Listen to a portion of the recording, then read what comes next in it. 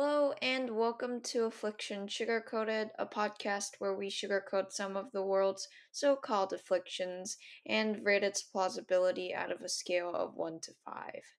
I'm Minnie Kim, and today we will be sugarcoating common quotes and back to school. Let's start with the back to school concept. Okay, so I'm sure this is relatable, but the first day back to school is either wonderful or terrible. Like, in my experience, the first day of school has never been neutral. Either your friends have completely changed over the summer and you don't like them anymore, or you really like your teachers and you start to have good vibes about the year. Right now, I'm writing on the first day back to school. I won't say which grade I'm in just for the sake of stranger danger, which is ironic since I'm literally inflicting my opinion onto the world as I do this. But no worries. Anyways, we're gonna make this a short one since I'm sure almost everyone listening to this has felt this before. But when you're young, the back to school concept is both exciting and horrifying. For those of you who enjoy school, first of all, wow. But second of all, you're most likely excited. I admire that. But for those of you who hate school, you're just clinging on to the belief that this year will be better because frankly, you can't take your mind off of it. It's almost like thoughts are addictive. Oh, and for those of you who have no idea what I'm talking about, you mostly don't care about school. Anyways, I wanted to take us back to kindergarten. First grade, second grade, whatever you think is young is probably young enough. Now, if you're not Einstein, you probably had no idea what was going on. My world was particularly small. It was cartwheels, the playground, and my friends.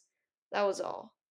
The middle schoolers were tall and scary. The supermarket was filled with literally tangible and quite edible gold.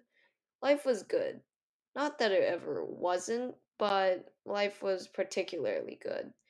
Or maybe it was horrible. I honestly don't remember anything about my early years. I just reminisce about an unknown happiness, a joy unknown to even myself. I say that the human body and mind changes without notice. We're unconscious of growth until reminded, and that can actually be petrifying. You never know how much you grew in the summer until you go back to school and compare it to the other kids. Because really, what is life without a good comparison? I'm pretty sure that in the status quo, I don't get to go to kindergarten again.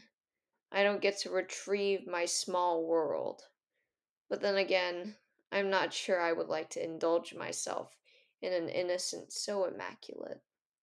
I think generally people look at the past through pictures, souvenirs, memories, and other people. It's a normal process of daily life. So, in that sense of gnarly logic, we shouldn't feel anything on the first day of school, right? We should feel normal, as in nostalgic, the weird sensation of deja vu.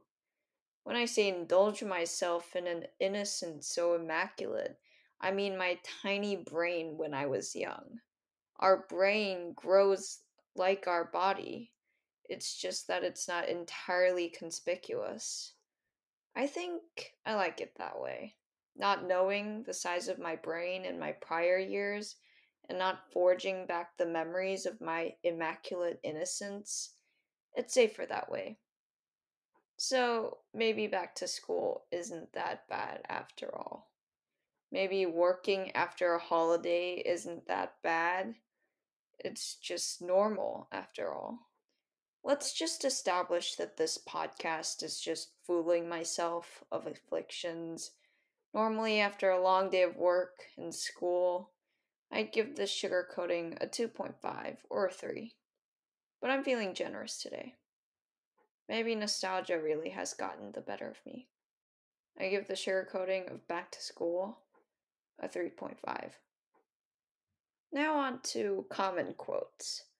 I personally think that quotes are wonderful. It's just intriguing how influential they are.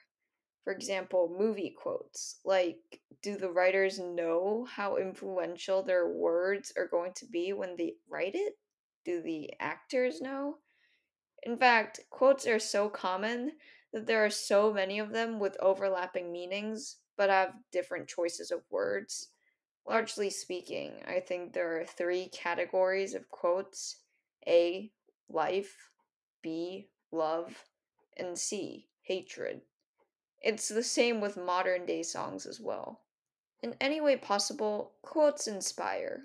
They're spoken, written, and inflicted upon the world in any other way to inspire. It's up to the audience to decide if that's a good thing. And I use the word inflicted because of this podcast's name. I'm the kind of person to put quotes on everything: my phone and laptop's background, my social media accounts. You name a physical thing that I can plaster a quote on, I have it on. My favorite quotes are from books or movies. To take my phone as an example, my lock screen features a quote from The Great Gatsby by F. Scott Fitzgerald. It reads, quote, "So we beat on, boats against the current, borne back ceaselessly into the past." Anyone who has properly read the book will realize that the quote is the last sentence of the book. They will also argue that this is one of the best classics out there, and they are utterly right. But back to the topic. Common quotes. Those are the ones that everyone knows. A good example would be the ones about failure. You can't succeed without failure, learn from your failures, etc. Like, there are so many variations of saying that failure isn't bad because you can learn things from it. And it's true. Sure, take the word of a student saying that when you raise your hand and get the answer wrong, the humiliation helps you learn. But there are failures concerned with careers, work, businesses, marriage, and so many others that you lose track. And maybe you're given a second chance to prove that you learned from your failures. Maybe you don't because of a financial situation, perhaps a health condition. A lot of people don't get that second chance, and it's devastating. Now let's imagine a world without failure. No one gets an F, every business flourishes, every marriage pulls through, and wouldn't that be peaceful? Technically, there'd be less deaths and less conspiracies. There'd be less suffrage and less pain. It'd instinctively be a better world. But I wouldn't want to live in it. And I am betting that there are others who would hate that world. I'm very competitive. I run for success and I run to be number one. That sometimes definitely doesn't go as planned, and I end up last, second, or any other place. But I love the competitive aspect of failure and success. And maybe it's just me, but I intuitively erase success out of my system when there's no failure. It's just inconceivably impossible to imagine a world like that. I like the unfairness of competition. I like the teamwork and sportsmanship it takes to win and lose. It's so amazing what human endeavor has achieved, and in the words of Stephen Hawking, quote, "There should be no boundaries to human endeavor." And so I have successfully sugarcoated the error in common quotes. The next one may sound silly, but should I say, the clichéness of a quote desperately needs sugarcoating. The proper definition of cliché, according to Cambridge Dictionary, is, quote, "a saying or remark that is very often made and is therefore not original and not interesting." Mark my words, I'm not saying that quotes are uninteresting, but there comes a point when you just continuously hear something over and over again, thus labeling it as cliche. It doesn't sound original and it's cringy. There's no specified spectrum or boundary to this feeling. You just feel it. I was watching a movie the other day, and it's just my opinion, and I know I don't get to dictate what's what, but everything sounded so cliche. I'm not going to name the movie, just that it was recent. It felt like I heard every one of those sentences 1,000 times and more. Most of the time, this is what happens when you just search for good quotes. Google yields a bunch of sentences in the form of different variations. Only some of the quotes are actually meaningful ones that may change your life. When a quote is life changing, it's most likely the one that only you and some other random guy has heard. To me, that's the definition of a life changing quote. Alas, I am still a youngling who has not faced a quote that is life changing, albeit I have had some that I'm pretty sure I will remember forever. To name one, it goes like this. Quote, "There is a moment, a cusp, when the sum of gathered experience is worn down by the details of living. We're never so wise as when we live in this moment." This is from a book called When Breath Becomes Air by Paul Kalanithi, and it is very, very close to life changing. Paul Kalanithi was a neurosurgeon and an excellent writer who unfortunately passed due to cancer. The inspiring quote I just read is just one of many. Read this book, and you'll understand. But to clarify, I think that there is a point of randomly reading quotes. Not only is it fun, but it evokes rumination, wisdom, and perspective. Not long ago, I went to an aquarium, and as I looked at all the fish, the tiny sharks, and all kinds of sea creatures, it was quite stunning. Not particularly because it was beautiful, but because there were just infinitely many. I could walk around that thing for hours and still not fully discern everything. After spectating the individual glasses of fish, the runway ended at a huge staircase with a frontal stage, almost like an unsophisticated orchestra stage, and a colossal tank stood in front of me. In the tank were all the creatures I had seen today, and this resonating music was playing in the background.